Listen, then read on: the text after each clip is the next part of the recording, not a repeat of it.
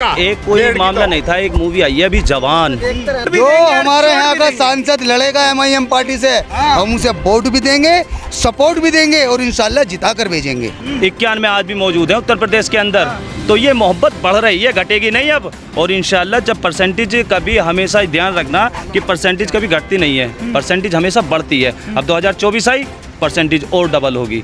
ये लोग नहीं चाह रहे कि मुसलमानों का कोई लीडर आए और इनके कोई हक की बात करे, क्योंकि ओवैसी साहब जो हैं वो हमारे हक की बात नहीं, सबकी हक की बात करते हैं। देखना 2024 में तय कर देंगे हम कितने पावरफुल आदमी। अपना डंडा, अपना झंडा, अपनी वोट, अपनी सपोर्ट, इंशाल्लाह अपने MP जिता कर भेजेंगे। हिंदुस्तान की राजनीति में एक अकेला ऐसा शेर आया है जिसने सियासत में हलचल मचा रखी है।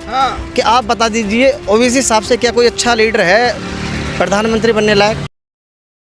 वोट दे रहे हैं आप? वोट मैंने वोट दिया है, लेकिन अभी हमारे यहाँ हमारी पार्टी का उम्मीदवार नहीं आया है। हम डंगे की चोट पे अब की बार हमारा सांसद आएगा, चुनाव लड़ेगा और उसे ऊपर वाले ने चाहते हो हम कुछ जिता कर रहेंगे, वोट भी देंगे, वोट भी जो देंगे। हमारे यहाँ का सांसद लड़ेगा MIM पार्टी से, हम उसे वोट भी देंगे, सपोर्ट भी देंगे और इंशाल्लाह जिता कर भेजेंगे। और विपक्षी को हम चोट भी देंगे।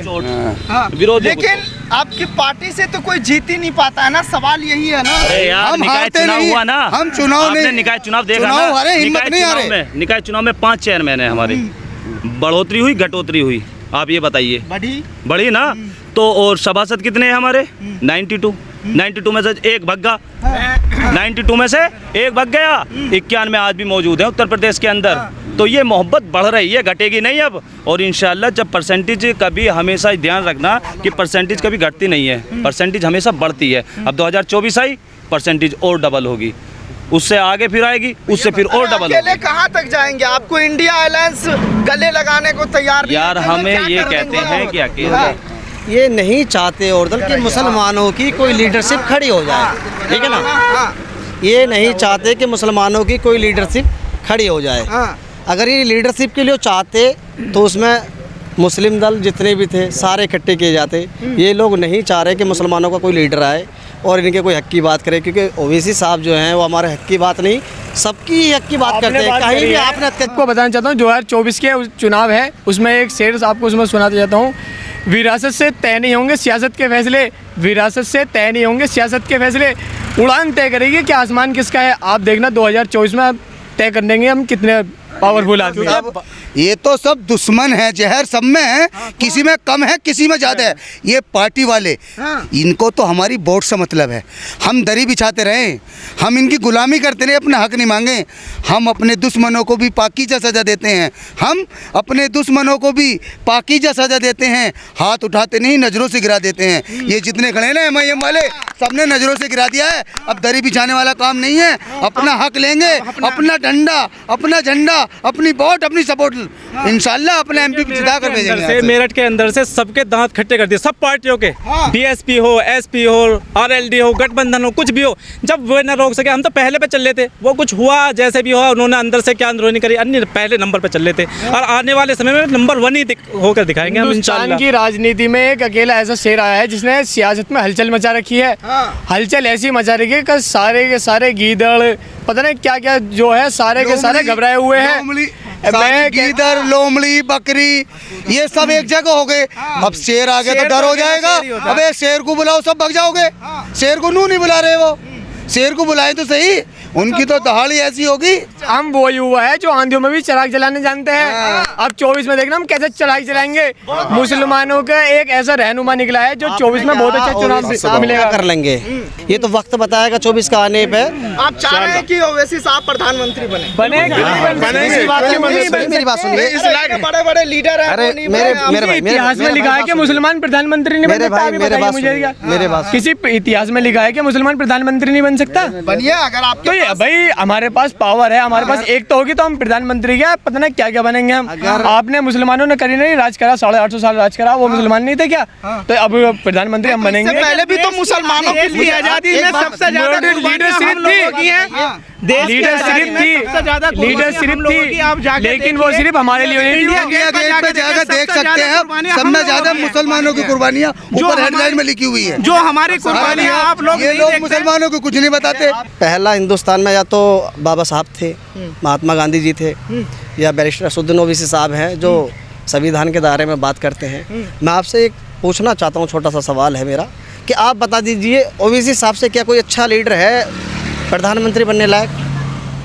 पूछना चाहता हूँ आपसे, आप बता दीजिए। देखिए बैरिस्टर साहब वहाँ से बता दीजिए। मैं आपने सवाल किए, इन्होंने जवाब दिए। एक छोटा सा सवाल हमने आपसे पूछा कि आपको बैरिस्टर असदुद्दीन ओवैसी साहब के अंदर वो खासियत नज़र नहीं आती जो एक वज़ीर आला के अंदर होनी चाहिए। अरे जो लोग इंडिया अलायंस में साथ नहीं है वो कैसे प्रधान? वो नहीं चाहते ना मेरे भाई। आपने देखा वो बड़े बड़े मुसलमानों की मुखियाओं leadership के नहीं बड़े बड़े चाहते। प्रधानों की मीटिंगें हैं वो। हाँ। और हम जैसे, क्योंकि ओवैसी साहब जो आवाज़ उठाते हैं वो मजदूरों की, मजलूमों की वो आवाज़ उठाते हैं। और ये लोग हमेशा मजलूमों के और मजदूरों के, ये लोग जो गठबंधन बनाया है ना, ठगबंधन, ये उनके खिलाफ है।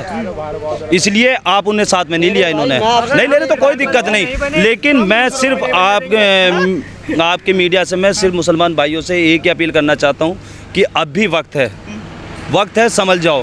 क्योंकि आप हमेशा ज़िंदगी में ध्यान रखना कि एक हिंदुस्तान के अंदर बैरिस्टर साहब आए थे, बैरिस्टर आए गांधी जी, और हिंदू समाज ने, मेरे भाइयों ने उन्हें क्या बनाया, उन्हें महात्मा बना दिया। आज नोट भी अगर देखोगे तो गांधी जी का फोटो नहीं, तो मिलेगा। इससे पहले मुसलमानों की लीडरशिप। आप मेरी बात सुनिए, ठीक है? गांधी जी को महात्मा बना दिया। उसके बाद इस देश के अंदर जब दलित समाज पे अत्याचार होते रहे, जब उनके गले में घड़े टांगे गए, पीछे उनके झाड़ू लटकाई गई, तब उनके समाज को सुधारने के लिए ऊपर वाले ने एक बाबा भीमराव अंबेडकर पैदा किए। बाबा भीमराव अंबेडकर इस दुनिया में आए, उन्होंने अपने समाज को समझाया, बुझाया, लोगों को बहुत मान सम्मान कराया। आज कहाँ पहुँच गए? तो आज दलित समाज ने उनको अपना भगवान बना लिया। और आज मुस्लिम समाज के अंदर अगर बैरिस्टर असदुद्दीन ओवैसी मुसलमानों के लिए हक की लड़ाई लड़ रहे हैं, और हमारे मुसलमान भाई जो सच्चे मुसलमान हैं वो तो सिर्फ ओवैसी साहब को ये कहते हैं कि हाँ यही हमारा रहनुमा है। और ये लोग क्या कहते हैं, कुछ हमारे ही मुसलमानों में कमी है, वो क्या कहते हैं कि ये जुम्मन जो हैं, जिन्हें हम कहते हैं अपने जुबान से जुम्मन भाई, वो जुम्मन क्या कहते हैं कि ये तो बीजेपी की बी टीम है, ए टीम है, सी टीम है, आरोप लगते हैं। ये भी अल्लाह का इतना लाख लाख शुक्र है, मेरे रब्बुल आलमीन का इतना अल्लाह का शुक्र है कि हम लोगों को बी कहते हैं, ये हमें जेड नहीं कहते।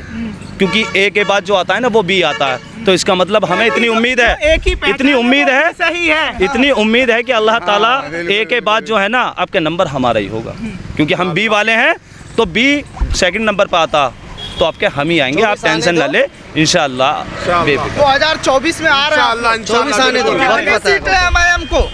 वो तो वक्त बताएगा। वो तो देखो हमारे बैरिस्टर साहब फैसला करेंगे, जो हमारे सदर साहब का फैसला होगा। उम्मीद कितनी है? उम्मीद की इंशाअल्लाह, देखो उम्मीद पे तो दुनिया कायम है। उम्मीद पे तो हो सकता है कि हम पूरा हिंदुस्तान फतेह कर ले। उम्मीद तो ज़्यादा की है। हिंदुस्तान तो हम पूरा कर ले।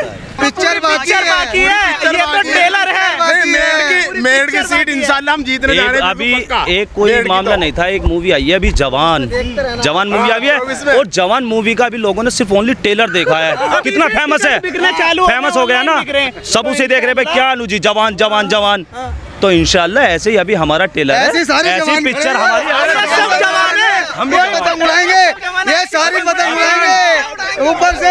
चंद गद्दारों के खिलाफ जंग है, सुनो, चंद गद्दारों के खिलाफ जंग है।